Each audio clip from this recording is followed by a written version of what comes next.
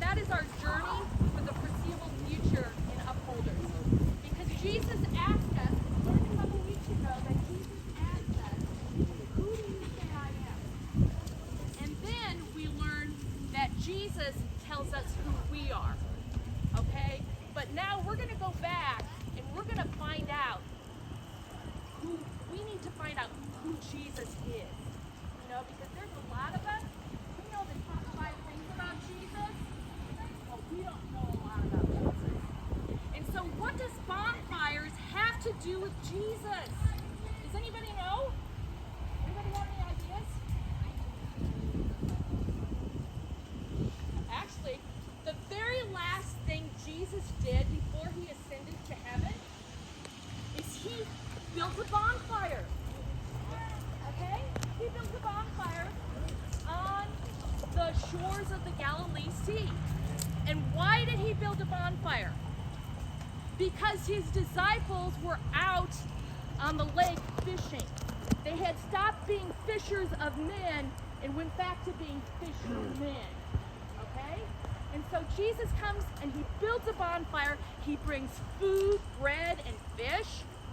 And he calls out to him and he says, "Did you catch any fish out there?" And the guys had no idea who was asking him.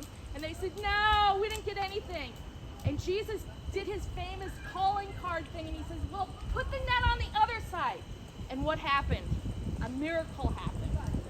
Their nets got full of fish, right? And as soon as Peter realized that it was Jesus, what did he do? He jumped in the water and swam to the shore. Okay? And so after they all got back, they all sat down and ate and they fellowshiped and they communed and they had a great time. But then Jesus did something else. He stopped and he turned to Peter and he said, "Peter, do you love me?" And we all remember, we already heard that story. And Peter says, "Well, yes, Lord. Yes, I love you." And then Jesus gave him 3 times what he was supposed to do. He was telling Peter what it meant to be a fisher of men and what he needed to be doing, okay, from now on. But you know what was special about that? That the Bible recorded Peter's story with this. I'm sure that Jesus talked with all the other disciples and told them stuff too. But what is recorded is the story of Peter. And why do you think that is? Anybody have an idea? Because about 3 or 4 weeks earlier, Peter was standing in front of a bonfire, and what did he do? He denied Jesus 3 times.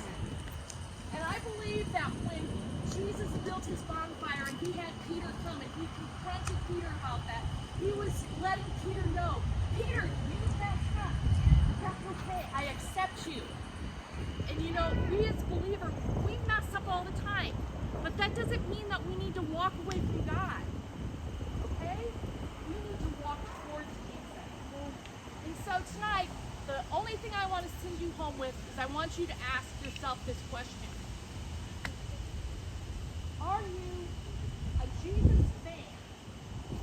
Or are you going to be a Jesus follower? And what is a Jesus follower? A Jesus follower is somebody who makes